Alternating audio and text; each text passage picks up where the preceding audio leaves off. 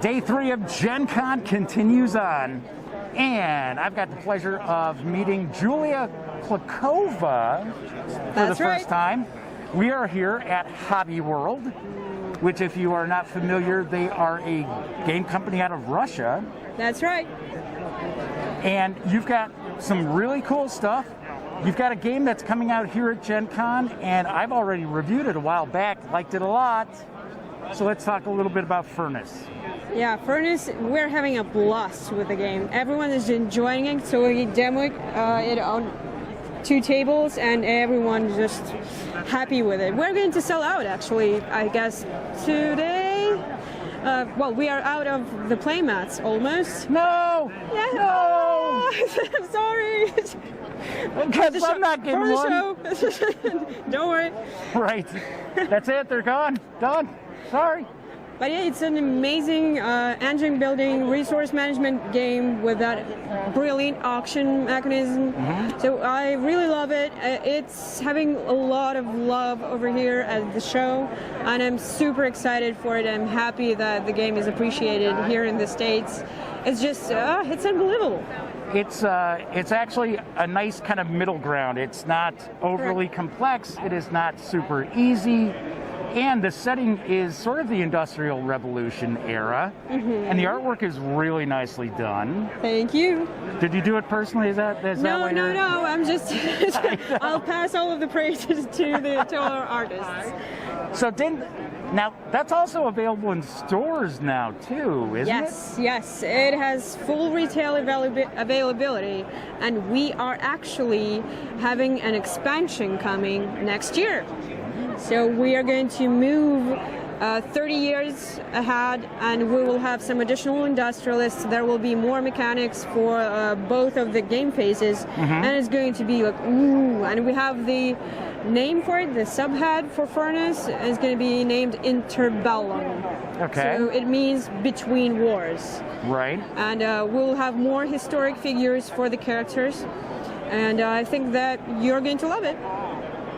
I playtested it last week, and it was awesome. I loved it, so I hope it will get as much love as the base game did. Sure. So, let's see. You also have a game coming soon, Deranged? No, Deranged is released. It's been released for about half a year. Okay. So it's a semi-cooperative, scenario-driven adventure. We actually demoed the game back Gen Con 2019. Okay. And we had... That was so long ago. Yeah, like a previous life, huh? And we demoed it, and then Ultra Pro Entertainment picked the game for the American market. Okay. And they released it, and now it's fully available. Okay. And it's a great semi-co-op. It is really great for Halloween. So if you are looking it's a monster game, right? Yes, you are turning into a deranged monster, and you have to kill another player to get rid of the curse, and you want to leave the cursed town before dawn comes. Okay. Before the dawn. If you're out of the town, you're all good. You're out of luck. She also has a game called Cutterland. Yes. What is that? I am not familiar with that. Looks like it's got like dwarves or elves or something in it. Actually, I have it Look at right this. here. Yay. So, actually, it's the game where you actually cut the cards. Okay. So you have 3 cards with those fantastic creatures on them and some landscapes. Okay. And you are cutting up the card, but you have to keep in mind that you will be the last one to draft your piece. So it's kind of, you have to do the Solomon decision, trying to get those cut up. And then you build your own land, your own fantastic land full of creatures, and you score victory points according to their special rules. Okay. So you will have dragons, goblins. Sometimes you will have to have krakens or frogs, but you will be able to score points for them as well. Frogs are worth points, don't worry. And the art style looks like it's kind of like 16-bit sort of arcade art style. So we wanted to go for this video game feel, and it looks really great on the table and in the box. Right. And actually, it is not it does not get destroyed. So once the pieces, first of all, the cards are enough for 14 games to be played, but all of the cut up pieces are playable as well. I personally prefer to cut cards. It's just exciting. I'm a gamer. I was like, oh my god, I'm going to destroy this game in order to play it. Oh no, that's sacred. But it has its own beauty to it. Sure. Then there is also Spyfest. Was that the new one? Is that what I was mixing up, Deranged and Spyfest? No, Spyfest was released like probably a year ago by Cryptozoic Entertainment, so it is set in the same Spyfall universe. But it's a team-based game where you have to be really careful with what you say so the other team does not get you before your team does. And you have a special character you have to describe and a special keyword that you have. And you see both cards being the spy, the other team doesn't see anything, and your team sees the keyword only. But you will have to describe a Frankenstein monster with a, let's say, a screwdriver. It's like, good luck with that. Right. And you will have to come up with something so the other team does not get you first. So that's the game. It has a close feeling to Spyfall, but it's not the same. It's just a completely different game. It's like Spyfall, but it's not Spyfall. It is Spyfest. Spyfest. So what else would you like to talk about? We also have Dubious for demo here. We demo Dubious for the first time. It's a social deduction storytelling game where you create a story for your character. So you get two random pieces of information, your occupation and your secret. And with those two tidbits, you're going to answer questions common for everyone. It's like you're a rogue who believes that their neighbor is a vampire. And you have to answer a question, what do you wear? And you have to come up with something that would point at that rogue and at that secret that you're having. But it's if everyone gets you, it's too bad. You're not going to score points at all. If no one gets you, it's even worse because everyone is going to score. You're not going to score anything. So you have to be dubious enough with your answer. It's a fine line. Yes, to keep that so at least one player gets you wrong.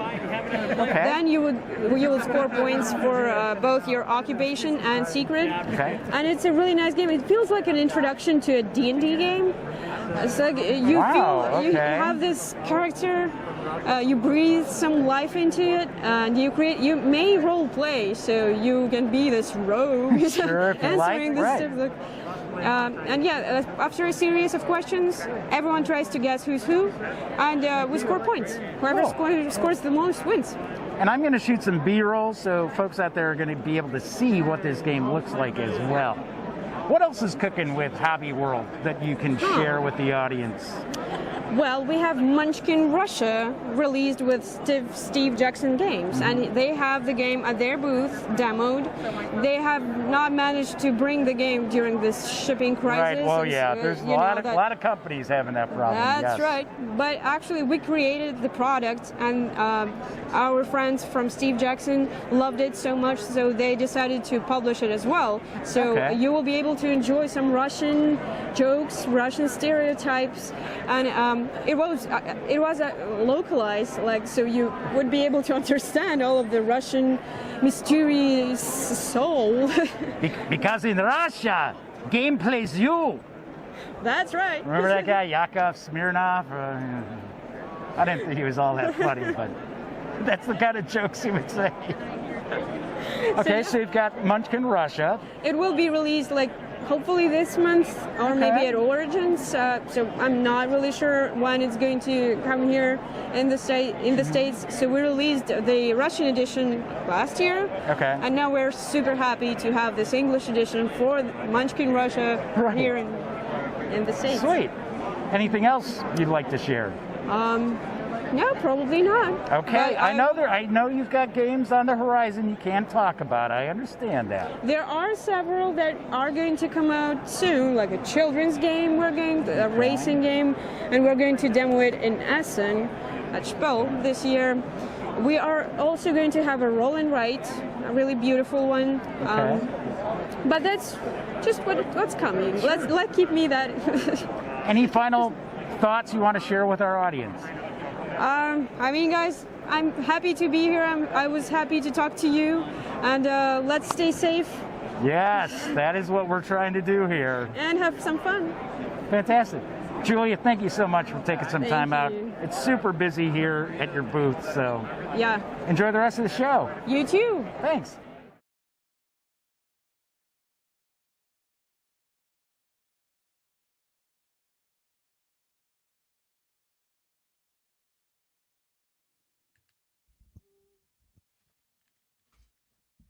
Oh, you're still here. Well, while you're kicking it, how about subscribing to the Gaming Gang channel? Or seeing the latest episode of the Gaming Gang Dispatch?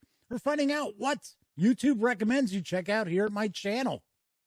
And of course, don't forget, get your geek on at thegaminggang.com.